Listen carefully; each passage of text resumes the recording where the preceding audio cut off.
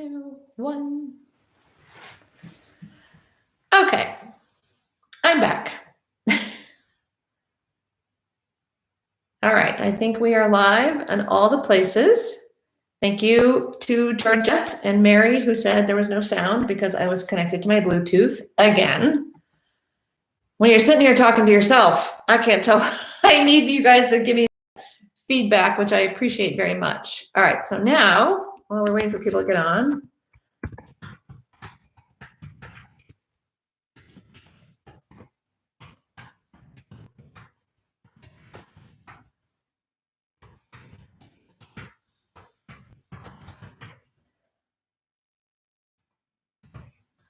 all right, we'll do that.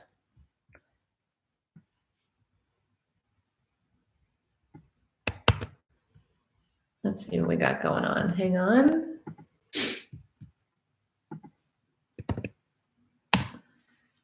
Okay. Okay, Monday morning, low energy day today, crazy weekend, lots of fun. Returned a couple of dogs that were with us. One was a board and train, and one was just his buddy, kind of boarding, hanging out. And did another transfer session with a previous board and train dog, both in the Boston area. So yesterday was a lot of driving. And Gio stayed home.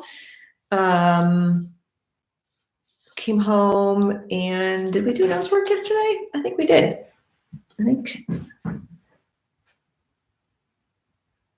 I don't remember what we did. We didn't do nose work yesterday. I think that was Saturday. Getting my days mixed up. Anyway, low energy. This is me, tired.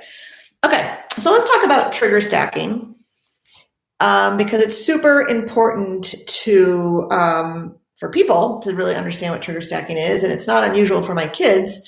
One of my daughters would call and say, "I'm so trigger stacked," blah blah blah, whatever it is that's happening.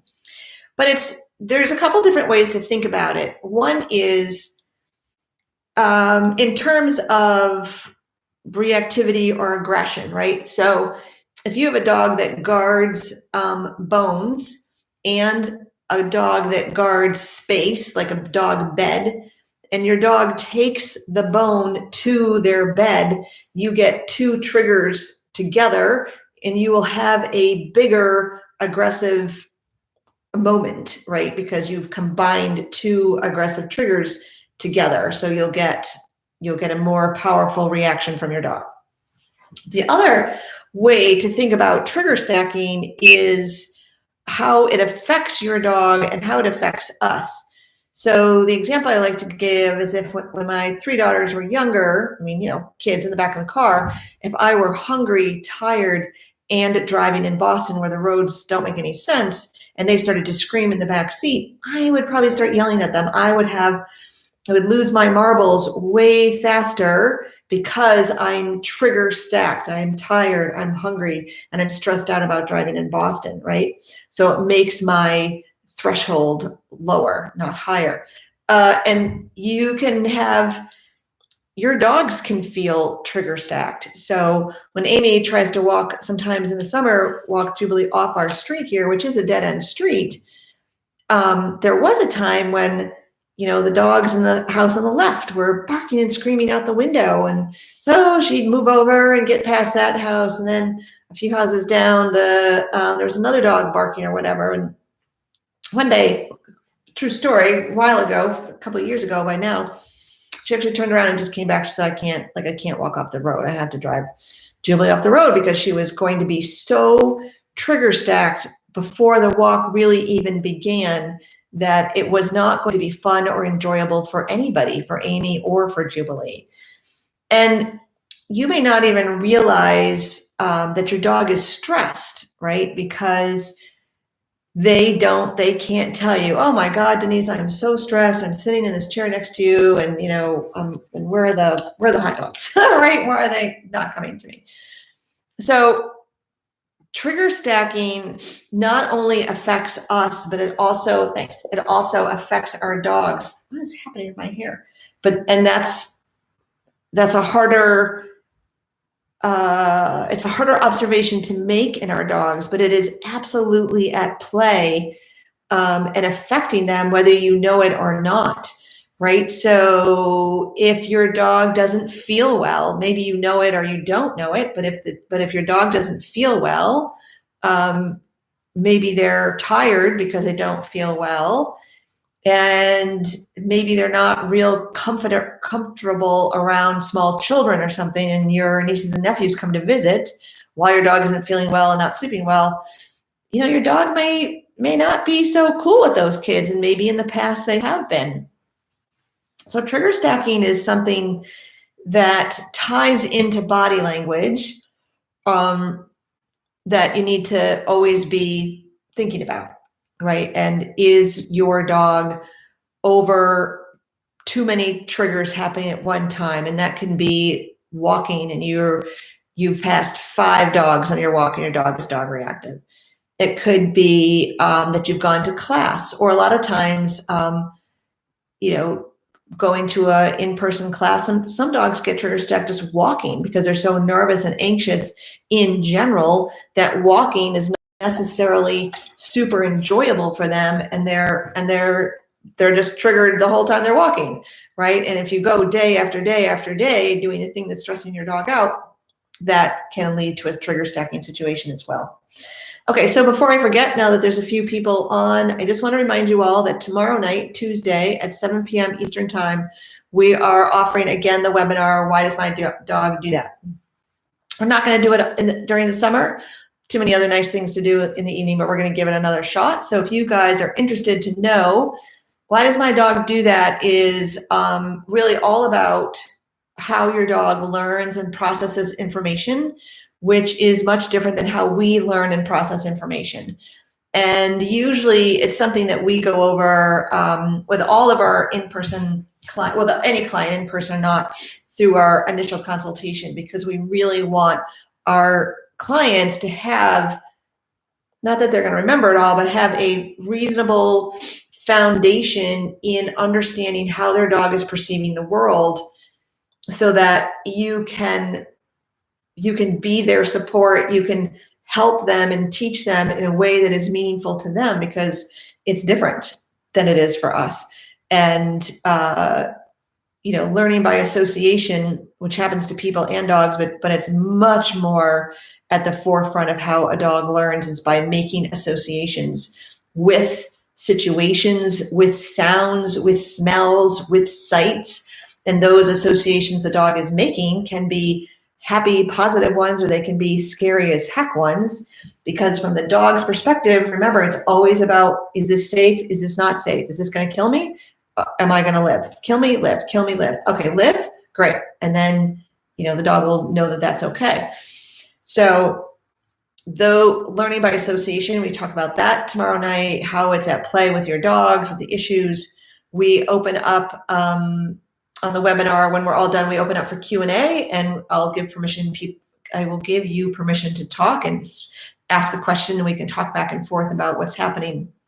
It's a lot easier to answer questions that way than it is to type all the information in the chat box. So we're not going to do that. But so why does my dog do that is tomorrow night.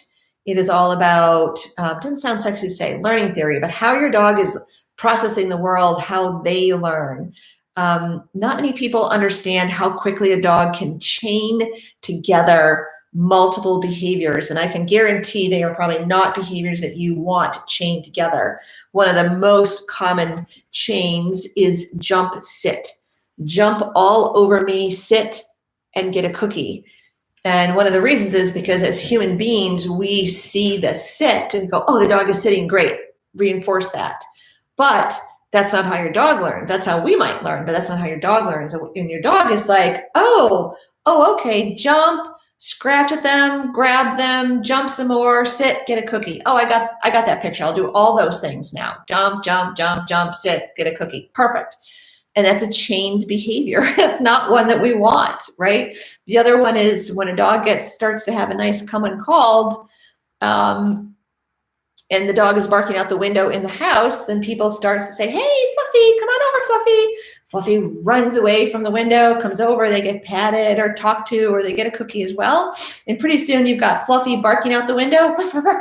and then looking back at you, barking out the window, and then looking back at you because you've chained together, bark at the window, get called over for a cookie, bark at the window, get called over for a cookie. So we go over all of that stuff, and we talk about behaviors and reinforcements of those behaviors and punishments of those behaviors and how that all works. And most people come away from that webinar with like huge light bulb moments, understanding what having a better understanding of how to get the behaviors that they want, what they need to do to stop behaviors that they don't want, and how they've contributed to their dog's learning, most unintentional learning. Like people don't even realize that they're unintentionally teaching their dogs something. If your dog is awake, they're learning. If your puppy's awake, they're learning. And puppies are learning. Woo, bam, bam, bam, bam. They're asking the question all the time. Does this work? Does this work? This work? This work? I think we talk a little bit about trigger stacking in that webinar as well. And it's, trigger stacking is important. It's important to understand from a human perspective, and it's important to understand from a dog's perspective, because it can really impact a dog's ability to cope with a particular situation that we're bringing them into. So I would prefer not to see a puppy if they've been to the vet the day I'm coming or the day before I'm coming. It's kind of stressful. If they've had vaccines, they might be a little sleepy, feel a little under the weather. And so, that's not going to set them up for success to be working with me. And it's a stressor on them. And then I come and we do some training, and training can be stressful too. So I would just as soon not do that. But maybe not the best example of trigger stacking, but trigger stacking is just happening all the time. And in the title, I said the straw that broke the camel's back, because a lot of times with our human trigger stacking, it will manifest in a way that you are having a huge reaction to a very simple thing or to a very small issue. And your reaction is way out of proportion to the offense, if you will, or to the thing that happened. And when you get that out of proportion response, it's because you're trigger stacked. You may not recognize it. You may not even recognize it even after you have a disproportionate response to some small trigger. My kids have certainly, all my daughters have heard me talk about this a lot, and they're very familiar with it. And a couple of them often will say, I know, I'm trigger stacked. It still really irritated me. I'm like, yeah, it irritated you. It's just probably irritating you more than maybe normally. And I was talking to my daughter, Rachel, this morning, who is, she has the 3-month-old baby. He will be 4 months on May 17th. And this week, the baby will be going to daycare half days while she's home, to get him prepared for daycare, because she starts work again next week. So she's a nurse practitioner. She's going back to work. She is wicked stressed out about this whole, he's going to be at daycare, I'm going to be home, I'm going down to, help her get some projects done, to try to stay busy, right? And then they were going to do some family thing on Sunday. And I said, like that family thing is already stressful for you when you're not even stressed out, and you are going to be wicked trigger stacked this week. You're going to be tired. You're going to be emotional, tired and emotional. And I'm not sure that adding a big known stressful event to the end of your week after you and Jackson have been apart and having all the stress is necessarily going to be better, because your ability to cope with this situation will be diminished, right? Because of all the stress that she will be under. And so that happens a lot with our dogs as well. Yes, Mary, we'll do them again in the fall, most likely. Yep. I should have updated my computer and fixed internet by late summer. Great. That's awesome. That's very exciting. So back to trigger stacking, we will talk about it on tomorrow night's webinar, as well as how your dog is perceiving the world, how they are learning, because they're not learning in the same way that we are.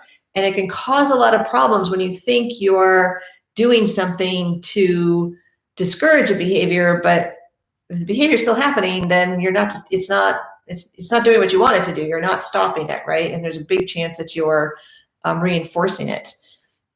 People that have dogs that bark are oftentimes people that don't like dogs that bark. That barking bothers them. And almost everybody who doesn't like barking has a barking dog, because when their dog barks, they react. They talk to the dog. They do something that in their human brain is trying to stop the dog from barking. But really what is happening is the dog is actually getting reinforced for barking. And then it becomes this vicious cycle. Oh my God, I can't stand barking dogs, and my dog is barking all the time. Yep, because you've unintentionally, not with intention, but you've unintentionally reinforced your dog for barking, which is exactly what you don't want to have happen. But you have to understand these things from the dog's perspective, how your dog is perceiving the world, how your dog is perceiving what you are or are not doing, so that you can get the behavior that you want, or you can have the behavior go away that you don't want. So it's a great webinar. Amy and I we love doing all the webinars. I'll probably say that for every time we do one, but we really like doing them. So it will be tomorrow night at 7. And hopefully tomorrow I will be peppier, because I will have finally slept well. I'm counting on it tonight, and we will take it from there. Okay, guys, so I am going to just check over here, see if we have any questions. Oh, great. Why puppy also got 2 vaccines on Friday?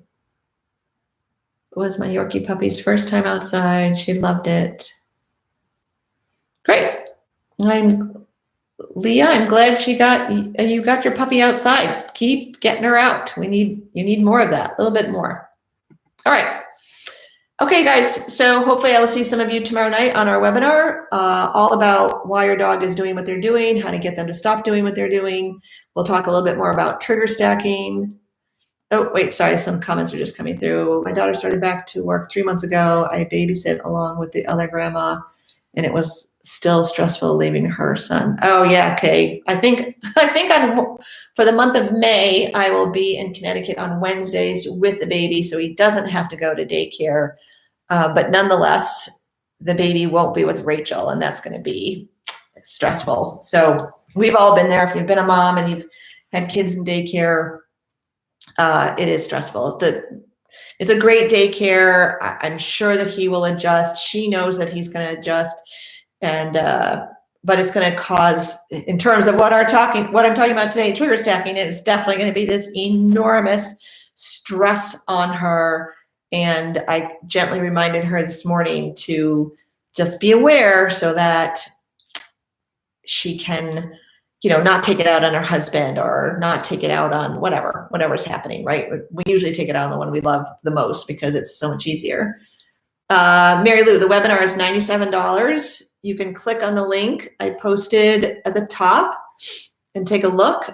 There's an opportunity after the webinar to buy the recording and have that available to you to watch for a year. You don't get you can hear the questions that were asked and our answers to them. You just obviously can't ask questions on a recorded webinar, but that is also an option as well.